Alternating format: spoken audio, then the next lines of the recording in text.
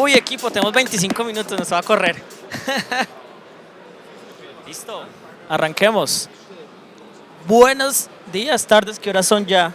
Días. Días todavía. Bueno, ¿cómo están? Un gusto, gracias por acercarse a este espacio, acompañarnos acá. Qué bueno tenerlos acá. Me presento, yo soy Edwin Sázipa, fundador de LatAm FinTech Hub. LatAm FinTech Hub hoy es la comunidad de fintech más activa en América Latina. Tenemos más de 50.000 miembros en toda la región y lo que hacemos es visibilizar, inspirar, conectar y apoyar a todos esos makers que están haciendo cosas poderosas de fintech en América Latina. Durante los últimos años hemos seguido todo el movimiento de Open Banking en América Latina. Estuvimos en la definición de los primeros estándares de Open Banking de la Ley FinTech de México. Hicimos todo el acompañamiento de todo el desarrollo de Open Banking de finanzas voluntarias que tenemos ahorita en Colombia. Hemos seguido el proceso de Chile, hemos seguido obviamente el liderazgo de Brasil. Entonces, hablemos un poquito de eso. Ya me presenté, entonces hagamos rápidamente las intros de cada uno. Querida Claudia, bienvenida a Guatemala. ¿Cómo te trata Guatemala? Hola, muchas gracias y es un honor estar acá. La verdad es que es un viaje largo desde Chile, pero estoy acá porque estoy convencida de los espacios de colaboración regional que ayudan mucho. Yo soy Claudia Sotelo, jefa del Centro de Innovación Financiera de la Comisión para el Mercado Financiero Chileno y liderando desde dentro de la CMF todo el proceso de implementación de Open Finance. Muy bien, que ha sido un proceso bastante bonito, ¿no? Ha sido muy bonito desde el inicio, muy colaborativo con el mercado y lógicamente aprendiendo también de las otras jurisdicciones que han avanzado. Gracias, Claudia. Muy chévere, ahorita nos amplias un poco. Y tenemos al doctor Javier Ramírez, quien lidera toda la estrategia digital de Grupo Banrural, el banco específicamente. Don Javier, bienvenido, cuéntanos tu historia. Pues ya dijiste todo. Ah, No, un gusto aquí para los que conozco y los que no conozco. Javier Ramírez, yo tengo a cargo la estrategia digital de Banrural desde hace 2 años más o menos y en mis 15, 17 años de trabajar en banca y finanzas, pues lo que me gusta es cambiar las cosas, cambiar las reglas del juego, que es parte de lo que vamos a platicar hoy, y hacer cosas nuevas, reinventarnos y apoyar a nuestros clientes. muy bien, qué bueno. Oigan, hace poco me encontré una presentación mía de Open Banking de hace más o menos 9 años. Llevamos 9 años hablando de estos temas, pues claro, siguiendo mucho al Reino Unido, pero en vista de que ya Latinoamérica tiene países referentes, como lo son Chile y Brasil. Antes de hablar del contexto de cada país, cuéntenme cómo ven América Latina en este movimiento para que nuevas entidades financieras compartan con terceros autorizados datos abiertos, datos transaccionales y datos agregados bajo un estándar común de APIs. Tú, Claudia, que viajas por toda la región, ¿cómo ves la TAN en este momento? ¿Ya pasamos a la acción o seguimos en la carreta, como decimos en Colombia? Mira, positivamente se ve un movimiento que la verdad es que es bien fuerte en la región. Tenemos la suerte de tener a Brasil como líder y que yo digo suerte porque está cerca, entonces podemos seguirlo de manera más fácil. Pero vemos otros países que hemos seguido, como Chile, Perú, Colombia, ya se están empezando a hablar en Argentina, y hay conversaciones incipientes en muchas jurisdicciones, entonces la verdad es que eso va generando una fuerza, ¿verdad? Y un movimiento que te ayuda a pensar, sobre todo de manera regional. Yo lo veo bien relevante, pero también esto va a tener éxito en la medida que se entienda bien cómo abordar este desafío, ¿verdad? Porque no es un desafío solo de transformación digital, no es un desafío solo de cambios tecnológicos. Hay que pensar y cómo se va afuera, que finalmente esto es un cambio estructural y cultural. Estructural porque estamos generando nuevos rieles, ¿verdad? Para dónde va a fluir la data de las personas. Y también cultural porque, a diferencia de otros cambios que han habido en el sistema financiero, se está empoderando mucho a los clientes, ¿verdad? Porque el foco de las finanzas abiertas a nivel internacional, estos son estudios que ha hecho SIGAP, World Bank, el foco es la inclusión financiera y la competencia. Entonces, por eso tiene esa mirada distinta cultural. Muy bien. ¿Y tú, Javier, tú cómo ves Latinoamérica? ¿El vaso medio vacío o el vaso medio lleno en esta conversación? Bueno, tal vez para completar y no redundar en lo que Claudia decía, desde el lado de Guatemala, digamos, yo lo veo, estamos un poco a la mitad, ¿verdad? ¿Cómo lo miro en el corto plazo? Es algo que poco a poco vamos a empezar a ver de los diferentes actores, pruebas piloto, iniciativas aisladas, integraciones con terceros. Más veo a los bancos en este momento como consumidores de data que generadores, ¿verdad? Sí generamos mucha, pero por temas regulatorios, etcétera, aún no lo podemos compartir.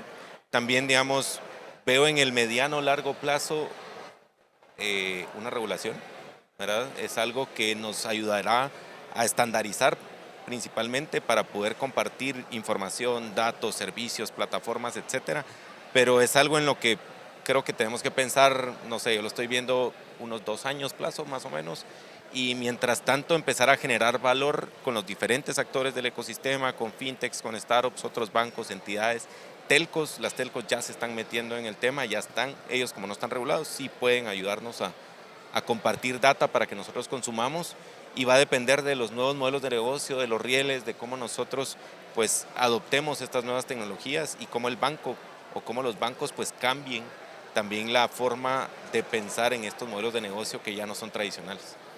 De acuerdo. Y yo creo que Latam está en una muy buena posición porque de alguna manera tenemos a unos referentes y también tenemos otros escenarios donde no les ha ido tan bien. Entonces nos da como los países que estamos en mercados emergentes como Guatemala y Centroamérica pues están en una buena posición para saber cuáles son las buenas prácticas y qué no hacer, ¿sí? No tenemos que irnos hasta el Reino Unido, claro, fueron los pioneros, ¿sí? Tenemos a Brasil, luego está Colombia y Chile. Yo creo que Chile está más avanzado que Colombia de alguna manera. Atrás está Perú, Argentina, ¿sí? Cada uno con su propia receta, dependiendo de su arquitectura regulatoria. Cuéntame un poquito, ahora sí, hablemos del caso chileno, querida Claudia, y sobre todo, ¿cómo fue el proceso de Chile? ¿Sí? ¿Cuál fue el trigger? Y sobre todo para jugadores financieros y no financieros que están acá, ¿cuáles son los do's y don'ts de una futura implementación aquí en Guatemala? Bueno, el trigger en Chile puede ser que se da desde cuando se estaba estudiando la ley FinTech, año 2020 más o menos, por ahí, que se publicó finalmente en el año 2023. Y el foco de la ley FinTech es la competencia y la inclusión financiera. Para los que no saben, la ley FinTech tiene dos focos. Uno, que trajo el perímetro regulatorio de la Comisión, 7 servicios financieros, ¿verdad? Eso por una parte. Entonces desde ahí ya se genera una base de competencia. Muchas fintech ya se están registrando en el perímetro con la CMF. Y tiene la otra parte, que es la implementación del sistema de finanzas abiertas. Entonces ese es el trigger. Y la verdad es que desde el inicio, o como nosotros iniciamos esto, fue siempre de la mano del mercado, porque entendíamos que si bien necesitamos un marco regulatorio que sea claro, ¿verdad? La ley mandató a la CMF para establecer toda la normativa secundaria. Y la verdad es que como reguladores somos súper buenos regulando, pero no tenemos la práctica, ¿verdad? Y acá, a diferencia de otras regulaciones, hay que ser bien cuidadosos porque son muy importantes las especificaciones técnicas que se requieren implementar para que la implementación sea efectiva, ¿verdad? Y ahí ves que hay reguladores que tienen voluntad pero no tienen la capacidad técnica para hacerlo, ¿no? Es que acá hay un desarrollo de capacidades que no es menor. Y no hay que subestimar esto, porque es un punto, cuando tú me dices de los do's y de los don'ts, yo creo que aparte de los do's, además de tener, porque ayuda mucho tener este marco regulatorio, ¿verdad?, que te ayuda a establecer el alcance, los tipos de datos, la estandarización, que todo eso te da la base para la interoperabilidad, también todos los estándares de seguridad que puedes establecer. También es súper importante lo que les decía, las especificaciones técnicas. Y para lograr eso en corto tiempo, ¿verdad?, si bien tú puedes seguir lo que han hecho otras jurisdicciones, tampoco es copiar y pegar lo que han hecho otros, porque son otras economías de escala. O sea, miramos UK y Brasil, pero son economías por lejos mucho más grandes que las chilenas y que las otras de la región. Entonces, claro, miramos las mejores prácticas, pero también tenemos que adaptarlas a la realidad de nuestro mercado, ¿verdad? Y eso, en términos también de desarrollo de capacidades, también no hay que dejarlas de lado. No solo desde el regulador, nosotros tuvimos que, porque esto implica muchos temas legales, porque está la protección de los datos de los clientes, entonces hay todo un tema legal que cubrir. También hay un tema técnico, Y también hay un tema de negocio, porque lo que estamos regulando, implementando, tiene que ser de valor para los clientes. Todo eso lo vamos cubriendo y lo que en el fondo le falta al regulador lo hemos hecho de la mano del mercado, ¿verdad? Sin quedar atrapados en este como conflicto de interés, sin quedar atrapados con el mercado, en el sentido de que, porque claramente en finanzas abiertas hay intereses súper contrapuestos, están los incumbentes por un lado, como la banca tradicional, y los fintech por otro. Entonces, pero tenemos que tener la capacidad de tenerlos a todos sentados en la mesa para poder traer los mejores estándares, las mejores especificaciones, las mejores prácticas. ¿Y cuál es el estatus hoy en Chile? ¿En qué parte del ciclo están? Entiendo que hay una transición en este momento que está sucediendo. ¿Qué viene ahora en lo que están implementando allá? La regulación se emitió como estándar, se emitió el año pasado y estamos a puertas, de hecho, de hacer la próxima semana, yo creo, y ya de tener toda la regulación integral, incluso con todas las especificaciones técnicas, incluso las de pagos, para iniciación de pagos. Eso por la parte regulatoria. Y estamos comenzando a trabajar en la regulación asociada a establecer los umbrales de costos, porque también ¿verdad? Se puede ¿verdad? Sacar algún tipo de valor agregado, de monetizar, como dicen, el desarrollo de las APIs, que no es menor para quienes tienen que compartir los datos. Eso por la parte regulatoria. Por la parte práctica, en Chile nosotros desarrollamos y vamos a, como regulador, a proveer al mercado dos piezas que son bien relevantes.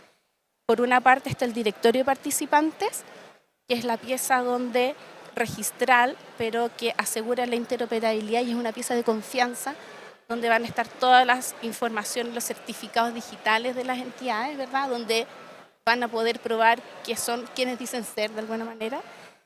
Y el sandbox tecnológico, que se lo construimos cofinanciados con el Banco Interamericano de Desarrollo. Y ambas piezas están hoy día en una fase de testeo con el mercado. De hecho, esta fase de testeo termina la próxima semana y esperamos, de acuerdo a la última propuesta de la regulación, esperamos que en octubre ambas piezas ya se coloquen en producción de cara al mercado. Entonces, esas son las fases que vienen. Y también vamos a lanzar prontamente un sitio web que hicimos sobre Open Finance particular y que tiene dos focos. Un foco muy de participantes donde va a estar toda la información, ¿verdad?, para el desarrollo de las APIs. Le llamamos el portal del desarrollador. Es algo de técnicos, escrito por técnicos para técnicos, pero también una parte que es bien importante, que es la parte ciudadana, ¿verdad? Y a través de este portal también vamos a educar, ¿verdad?, hacer campañas de educación. Muy bien, gracias, Clau. Les hago un poquito también el overview de Colombia. Nosotros salimos de un enfoque voluntario que se definió en el 2022 y ahorita arrancamos el enfoque mandatorio. Es decir, hay una obligatoriedad por parte de las entidades financieras de subirse sí o sí bajo una gradualidad. ¿Por qué? Porque en el enfoque voluntario pues, no se lograron los impactos esperados, ¿sí? Y en ese enfoque ese enfoque obligatorio, pues ya está la Superintendencia Financiera de Colombia haciendo todas las especificaciones del directorio también y el sandbox tecnológico o el ambiente de pruebas para testear esas APIs, ¿sí? Entonces, ahora conectando con la pregunta que le quiero hacer a Javier, ¿cuál fue lo que nosotros dimos cuenta de qué pasó entre el enfoque voluntario y el enfoque regulatorio? ¿Por qué tuvimos que dar ese paso? Era porque no había incentivos para los bancos especialmente, ¿sí? Y cuando hablamos de incentivos justos, en donde de alguna manera si vamos a hacer la implementación de este sistema, esto se tiene que alinear a todos los intereses, motivaciones y necesidades de todos los actores. No tiene que privilegiar a unos o a otros, a los fintecheros o a los bancos, a todos tiene que de alguna manera alinearse a sus intereses, ¿sí? Entonces, hablemos tú, Javier, en tu rol como entidad financiera, como incumbente. En el mundo de Open Banking uno ve siempre dos roles, proveedores de datos y solicitantes de datos, el que expone y el que consume. Pero más allá de la discusión técnica y la discusión regulatoria, aquí lo más importante son los casos de uso, porque al final eso es donde se van a ver las oportunidades, donde esto le va a llegar a las personas, a los comercios, a los clientes, a los bancos. Cuéntanos un poquito cuál es ese rol que ves en las entidades financieras en una futura implementación de Open Banking en Guatemala, ¿Cómo deberían hacer ese proceso de alistamiento y sobre todo en qué casos de uso priorizar? ¿Dónde ven las oportunidades? Bueno, vamos a partir la pregunta en unos 4 diferentes. Tiempo lo que hay. Creo que incentivos hay para todos, pero dependerá mucho del modelo de negocio que tenga cada una de las entidades, cada uno de los bancos, cada una de las fintechs que van a consumir o que van a proveer. Como decía al principio, también es importante decir de que nosotros no podemos todavía abiertamente proveer o compartir data de los clientes por temas regulatorios, eso todavía está más cerrado, ¿verdad? Pero sí podemos consumir, ¿verdad? Podemos consumir, como decía, de otras fintechs, podemos consumir de, yo qué sé, de redes sociales, de telcos, etcétera, etcétera.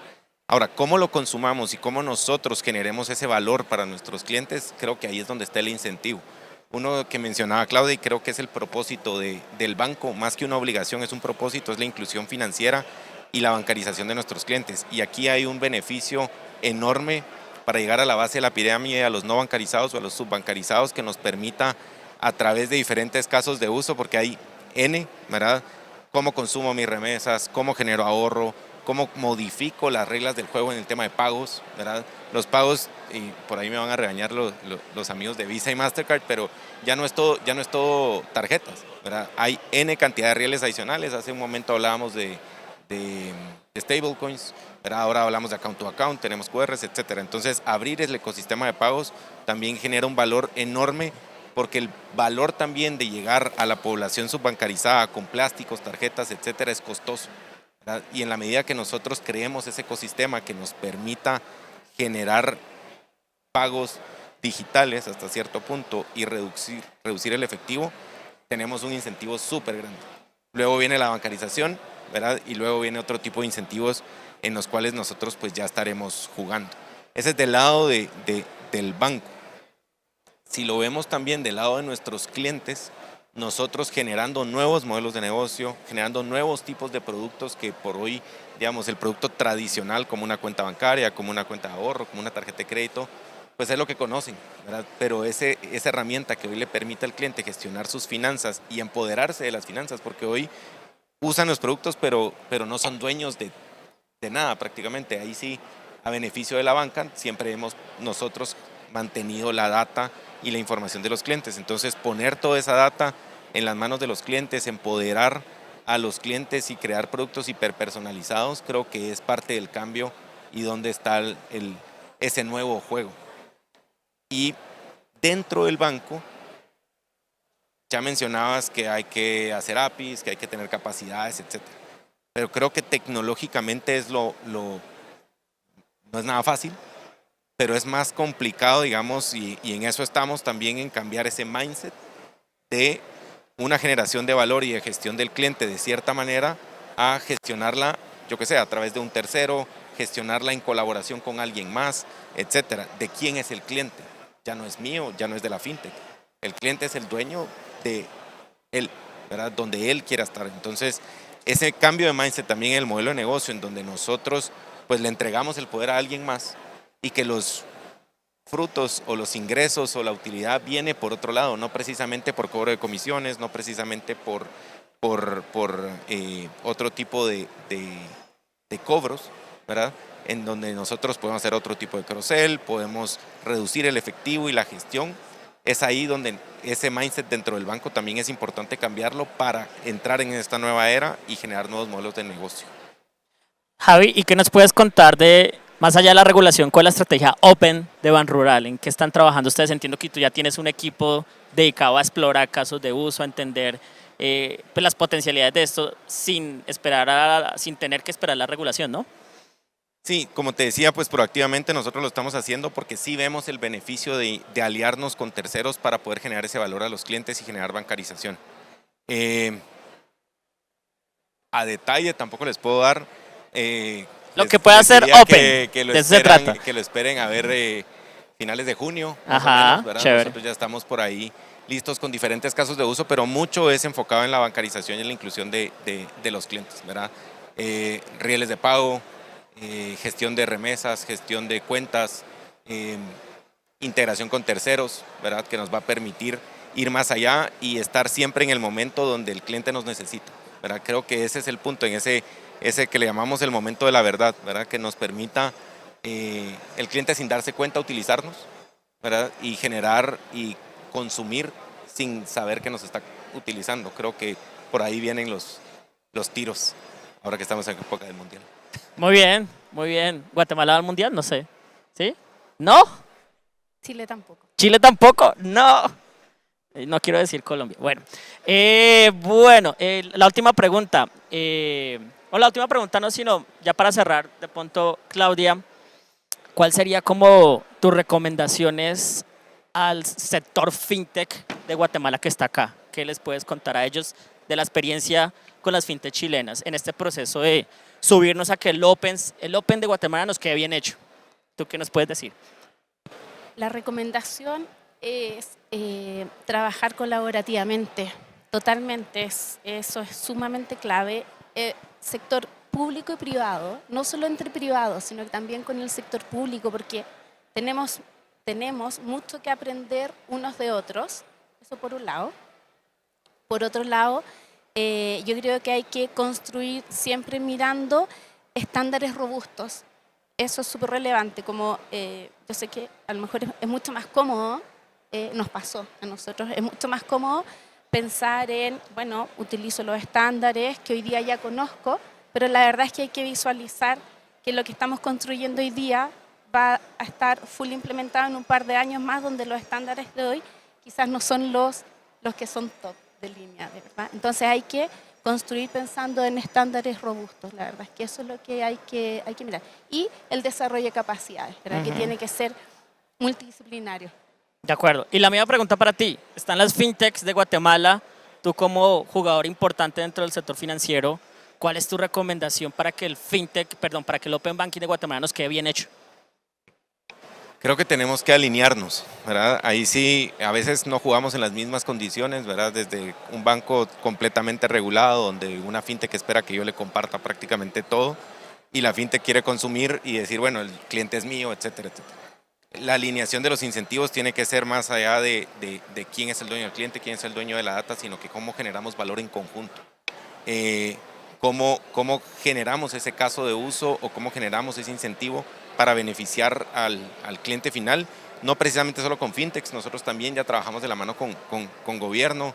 Hay temas, no les conté, pero digamos temas de dispersión de fondos, hasta, yo qué sé, la pandemia, la dispersión de fondos, bonos, etcétera, fue a través de los cajeros y se hacía cash y no sabías qué pasaba con eso. Ya estamos también gestionando que la dispersión de fondos, bonos sociales, programas sociales también trabajen de manera digital, y eso es abrir mi plataforma para que la consuma. Es una alianza que tenemos con una fintech y es una alianza que tenemos con el gobierno. Entonces, en donde los tres pues tenemos el incentivo correcto y adecuado, porque a mí operativamente me quita una carga encima súper grande, pues la fintech gana y el gobierno tiene mayor trazabilidad y control de todo lo que está pasando con sus fondos. Entonces creo que alinear los incentivos y platicar y trabajar en conjunto, y pues lo que vayamos exponiendo, que lo exploren. Ahí sí tendremos nuestro portal de técnicos para técnicos y el sandbox, y que la gente mire cómo poder aprovecharlo, porque aquí se trata de imaginación, ¿verdad? Las APIs es lo técnico, pero cómo yo utilizo la imaginación para poder generar estos nuevos modelos de negocio colaborativos, creo que es donde va a estar la magia. Muy bien, se nos acabó el tiempo, esto se pasó volando, entonces hagamos la prueba de fuego. La prueba de fuego son preguntas rápidas para respuestas rápidas. Como ya se acabó el tiempo, ya no necesito argumentos, ya no necesito que se extiendan, simplemente máximo 4 palabras para responder. ¿Listo? Si no quieren decir nada, pueden decir paso, porque sé que tú eres una figura pública, entonces tienes que limitar tus comentarios. ¿Listo? Primera pregunta, sencilla. ¿Voluntario u obligatorio? Claudia. Obligatorio. Javier. Voluntario. Voluntario. ¿Listo? Segunda pregunta, ¿directorio o descentralizado? Javier. Descentralizado. Claudia. Para economías pequeñas, centralizado. Muy bien. Siguiente pregunta, ¿estandarizado o que el mercado defina los estándares? ¿Quién quiere? Claudia. Estandarizado, porque queremos interoperabilidad. Muy bien. Estandarizado. Muy bien. Siguiente pregunta, ¿una fintech de Chile a Claudia que les guste, una fintech a Javier de Guatemala que recomienden?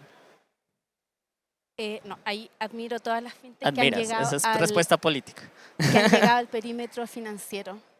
Que se han vuelto Que se han vigiladas. registrado voluntariamente. Sí, Eso está bien. yo las admiro a todas, Qué cada una de chévere. ellas. Muy bien. Javier, una fintech que digas de Guatemala que debamos seguir y conocer. ¿La política o...? Up to you, lo que quieras responder. No, alguien que está haciendo cosas chileras, creo que, y estamos trabajando muy en conjunto, Bopi. Bopi, ¿qué hace Bopi? Entre tantas cosas, haces coin, originación y otro tipo de cosas, pero Muy bien. no tradicional, ya. Listo, siguiente pregunta. Un jugador de fútbol que vayan a ver en el Mundial y seguir. ¿A cuál? Claudia. Por mi hijo a Cristiano. Ah, Cristiano, muy bien. Sí. Javi. No sé, No. Lamine Yamal. Ok. Buen equipo. Creo que fue una conversión bien interesante. Nos podemos quedar toda la vida aquí hablando de Open Banking, pero ya nos toca bajarnos. Entonces, yo siempre digo esto, pues más allá de la conversación técnica, que es muy importante, y más allá de la conversación regulatoria, que es muy importante, y más allá de la conversión de negocio, que es muy importante, busquemos el Open Banking para el bien. No existe Open Banking para el mal. ¿Qué es el Open Banking para el bien? Ese Open Banking que trasciende esa conversación y busca cambiar la vida de las personas, ¿sí? Que busca generar oportunidades a los comercios, a las personas, que puede generar más créditos para que puedan financiar su actividad productiva, que esto definitivamente ayuda a cambiar la realidad de las personas. Ese es el verdadero impacto que tenemos que todos como buscar como sociedad. Y tal como en América Latina logramos la interoperabilidad del dinero con PITS, Breve y todas estas cosas, pues imagínense en un futuro tener interoperabilidad de Open Finance con pagos inmediatos, más inteligencia artificial, y eso genera cambios positivos en todas las personas en América Latina. Querida Claudia, querido Javier, muchas gracias, y queridos, muchas gracias por quedarse con nosotros y nos vemos en la siguiente.